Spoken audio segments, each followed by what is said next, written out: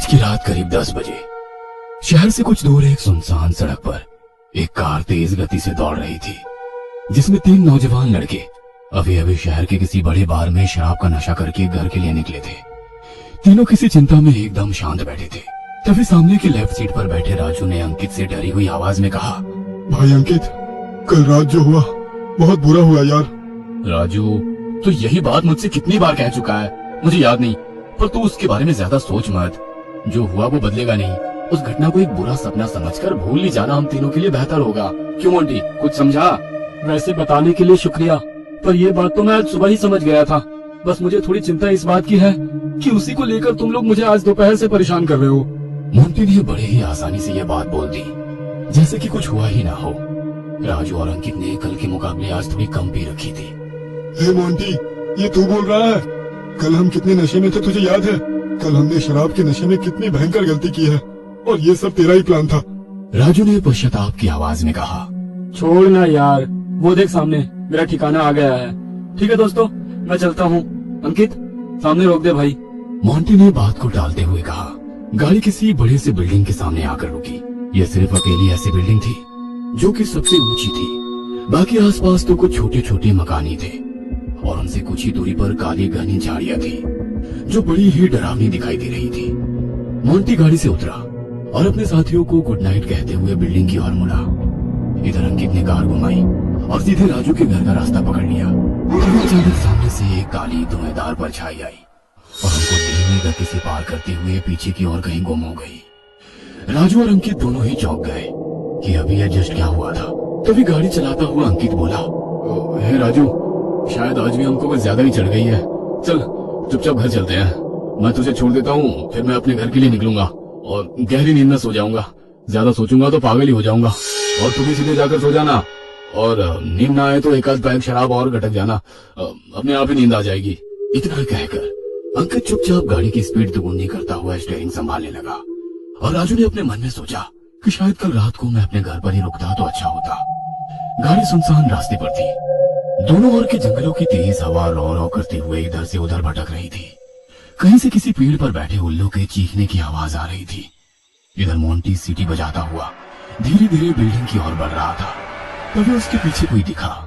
काली साड़ी, गोरा बदन और काले बिखरे लंबे बालों वाली एक डायन, जिसकी लाल लाल आंखें मोंटी की ओर भयानक गुस्से से गड़ी हुई दिखाई दे रही थी। लग रहा था मानो मोंटी ने उस औरत के साथ बहुत बुरा किया है। आगे की ओर मोंटी अपने कदम बढ़ा रहा था कि तभी उसको ऐसा लगा जैसे कोई उसका पीछा कर रहा हो। किसी के चलने की आवाज उसे आ रही थी।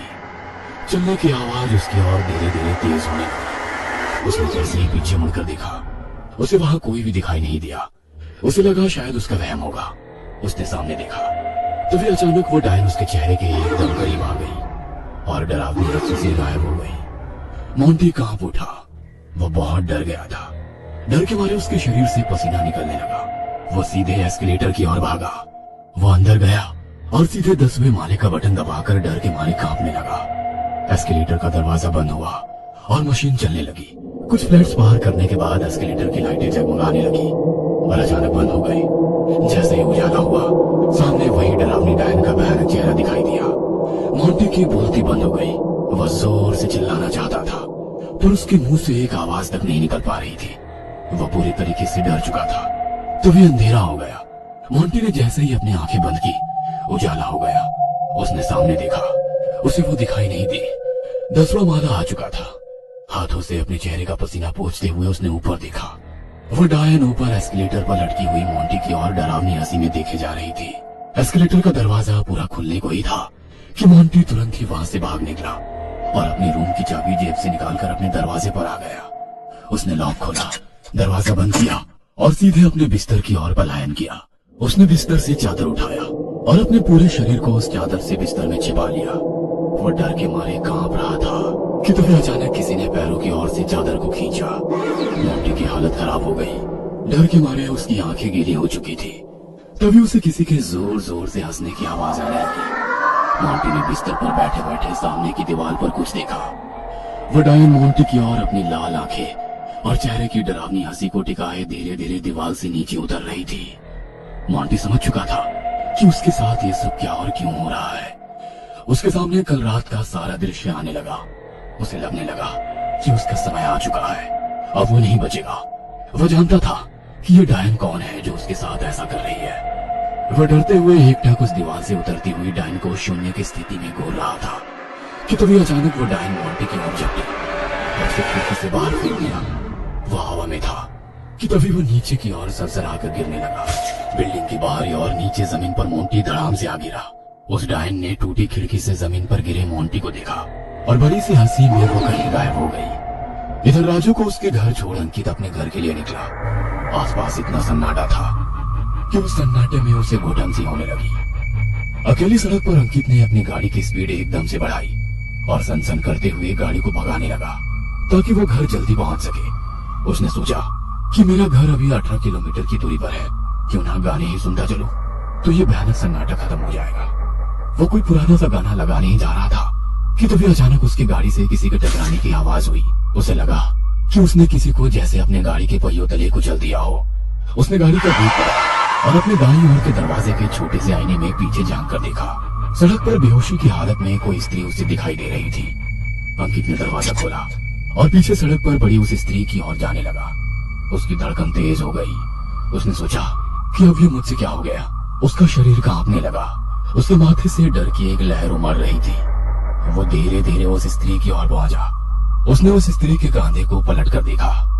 अचानक उस स्त्री ने डरा देने वाली हंसी में अपनी लाल आंखें खोली। यह स्त्री वही डायन थी जिसने अभी अभी मोंटी को खिड़की से फेंका था। अंकित के पैरों तले जमीन खिसक गई। वह एकदम से चौंक कर पीछे हट गया और डर के मारे उसकी सांस फूल गई। वह भागकर गाड़ी के पास गया। वह डायन सड़क पर खड़े होकर उसे देख रही थी। अंकित ने गाड़ी का दरवाजा खोला और अंदर बैठकर गाड़ी स्टार्ट की। दरवाजा लॉक करके आईने में उसने पीछे देखा। उसे वहां कोई भी नजर नहीं आया। उसने सनसनाकर गाड़ी भगाई। गाड़ी चलाते हुए वो ऐसे कांप रहा था जैसे किसी काम के बोझ तले वो बहुत थक चुका हो। वह इतना डर चुका था कि गाड़ी को बहुत तेज रफ्तार से सामने की ओर भगा रहा था। तभी उसने ऊपर के बीच वाले छोटे आईने में पीछे उस डायन की एक झलक देखी। वह एकदम से चौंक गया और डरते हुए उसने पीछे देखा। उसे वहां कोई भी नजर नहीं आया। पीछे की सीट उसे एकदम खाली दिखी। उसने जैसे ही आगे की ओर देखा, उसके सामने वाले बड़े कांच पर वो डायन उल्टी लटक कर उसे देख रही थी। अंकित ने अपना सारा संतुलन खो दिया और उस डायन को एकदम से तेजी से अपनी बाईं ओर घुमाकर सामने किसी पेड़ पर एक जोरदार टक्कर मार दी। गाड़ी की स्पीड बहुत तेज थी। टक्कर इतनी जोरदार हुई कि गाड़ी के चीथड़े हवा में उड़ गए और इंजन के पेट्रोल में आग जलने के कारण पूरी गाड़ी भस्म होकर जलने लगी। अंकित मर चुका था। गाड़ी के साथ साथ उसका शरीर भी जल रहा था और वो डायन उसे जलते हुए दूर से अपनी संतुष्टि भरी आंखों से देख रही थी। उसकी डरावनी हंसी में ऐसा लग रहा था मानो वो मन ही मन बहुत खुश थी, क्योंकि उसका दूसरा शिकार अभी पूरा हो चुका था। उस जलती हुई गाड़ी को एकटक देखते हुए वो डायन अचानक आंखों से ओझल गया। किसी बंगले के आसपास एक बड़ा सा गार्डन नजर आ रहा था जिसमें कुछ छोटी बड़ी झाड़ियां थी जो रात की ठंडी हवा में लहला रही थी। उस बंगले की दूसरी मंजिल की एक बड़ी सी खिड़की का उजाला बाहर की ओर प्रकाशित हो रहा था। वहां नीचे किसी झाड़ी के पास अचानक उस डायन की परछाई प्रकट हुई और वो उस खिड़की की ओर दागने लगी। खिड़की से उस डायन का वो भयानक चेहरा बड़ा ही डरावना लग रहा था। वह एकटक इस ओर देखे जा रही थी कि तभी अचानक वो खिड़की के अंदर घुस गई। बाथरूम में किसी के शावर लेने की आवाज आ रही थी। बारिश की तरह शावर की बूंदें किसी का शरीर भिगा रही थी। वो राजू था जो अपनी आंखें बंद करके शावर की गर्म बूंदें अपने चेहरे पर कल की चिंता में डूबा हुआ ले रहा था। इतने में वो डायन ठीक राजू के पीछे दीवार के पास दिखाई दी। अचानक राजू को अब ऐसा महसूस होने लगा कि वहां पर वो अकेला नहीं है, उसके साथ कोई और भी मौजूद है जो उसकी ओर गुस्से से घूर कर देखे जा रहा हो। राजू ने अपनी आंखें खोली और पीछे मुड़कर देखा। उसे वहां कोई भी नहीं दिखा। उसे लगा कि मैं कुछ ज्यादा ही चिंता कर रहा हूँ। उसने अपनी आंखें बंद की और सोचा, शायद वो मेरा वहम था। मुझे फ्रेश होकर चुपचाप सोने की कोशिश करनी चाहिए। जैसे कि अंकित ने कहा था, ज्यादा सोचूंगा तो पागल ही हो जाऊंगा, तो मुझे भी ज्यादा सोचना नहीं चाहिए। यही मेरे लिए सही रहेगा। शावर लेते लेते उसने जैसे ही अपनी आंखें खोली, उसने देखा कि शावर से गर्म खून की बूंदें उसके चेहरे को भिगा रही है। उसका सारा शरीर खून से लथपथ हो चुका है। वो डर से सहम गया। शावर की बूंदों से पीछे हटकर वो अपने खून से सने शरीर को ताकने लगा। उसकी सांस फूल गई और धड़कन तेज हो गई। वह बड़ी बड़ी सांसें लेने लगा।